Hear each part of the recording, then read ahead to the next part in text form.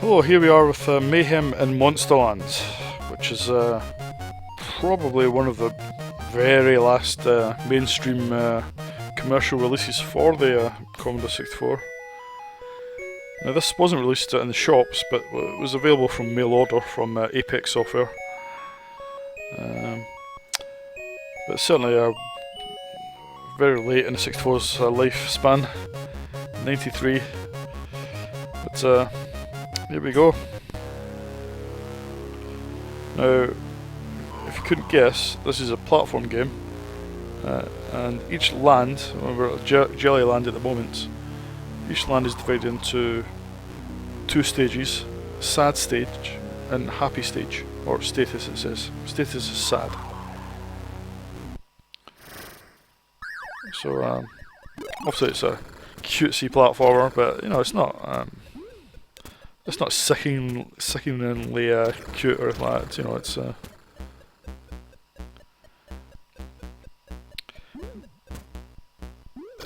now the object is to collect. It says at the bottom 10 magic, so I've got to collect these bags of magic dust in order to.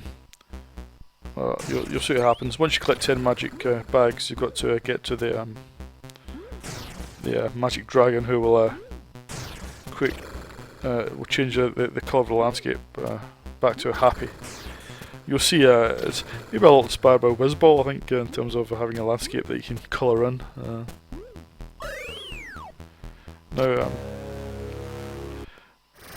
Now what happens is these little glowing portals, these are your restart points, so you activate them as you find them. Now you can see the graphics are very nicely done. Now they're a bit drab at the moment because we're in a sad mode. And the animation on Mayhem is very nicely done. The opponents, their definition varies. Sometimes they're okay, sometimes a bit blocky, but their animation is normally pretty good. And they've always got these rather silly facial expressions, and these ones look quite serious. I like Mayhem's expression. If you go near the edge of a platform, he sort of looks a bit worried, like that.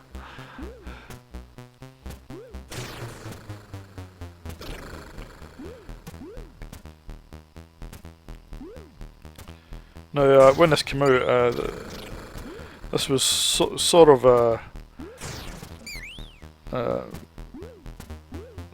tagged as being the 64's answer to Sonic the Hedgehog and Super Mario, those sort of games, and you know, okay.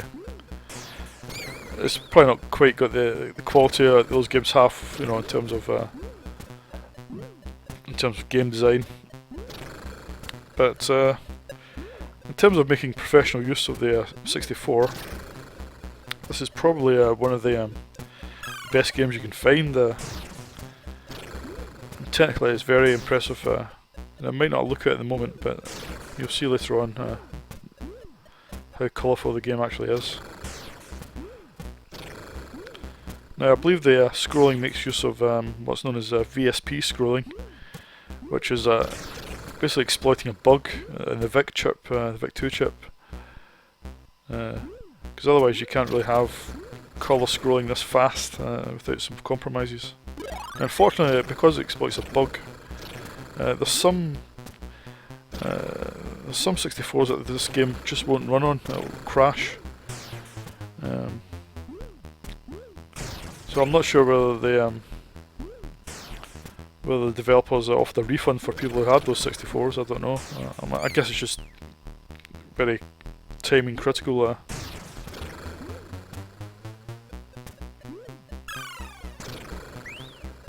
Still got 2 magic bags to get.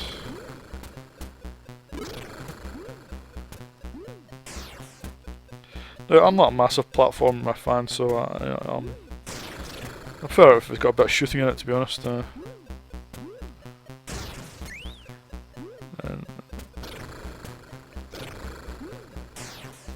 So I'm not the biggest fan of this game. You know, I think obviously from a technical point of view it's fantastic.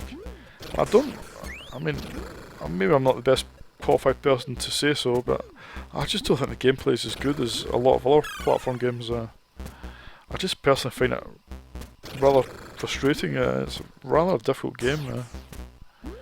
It's really, I mean, maybe it's just because it is a hardcore platform game. It's for your hardcore platform fans, I think. Maybe that's why I don't like it as much as some people seem to. Right, we can see the magic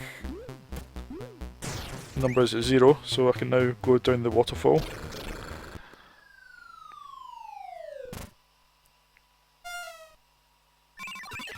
And Mr. Dragon will now turn the, will make the landscape into a happy place once again.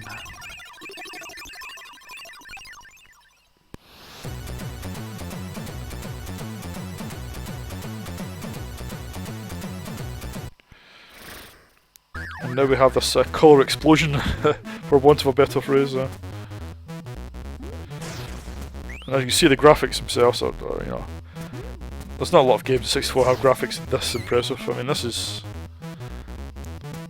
easily, you know, it's almost looks like a 16-bit game, to be honest.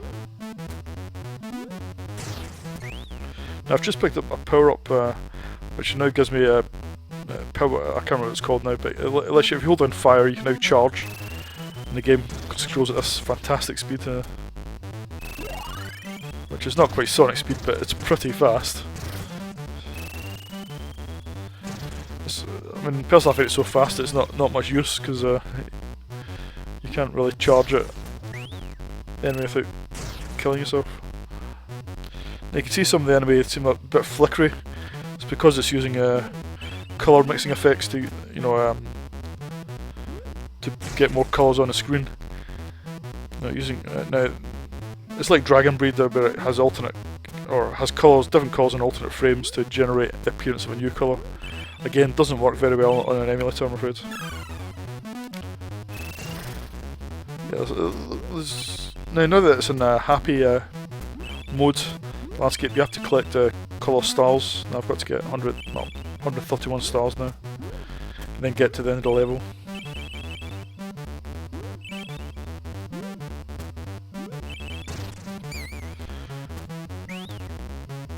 You can see there's some nice parallax effects and things.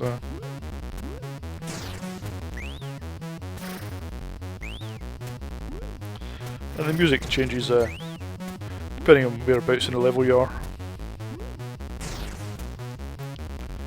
Again, because it's an Apex game, graphics and sound are by Steve Rowlands. And programmed by John Rowlands. And the programming, you know, is certainly very impressive. I mean, the Apex guys use lots of old or effects that we're seeing in demos, but not really seen in games. So I think it sounds okay. It's not. I don't think it's actually the best music that the guys have done. I think some of the music in Creatures was better in the Creatures game, so I think the music was better there. I think the graphics are tremendous in this game. Some of the best you'll find in a 64. Programming's great, but the gameplay itself, it's okay, but I don't think it's the best gameplay you're going to find on a 64. I think there are better platform games.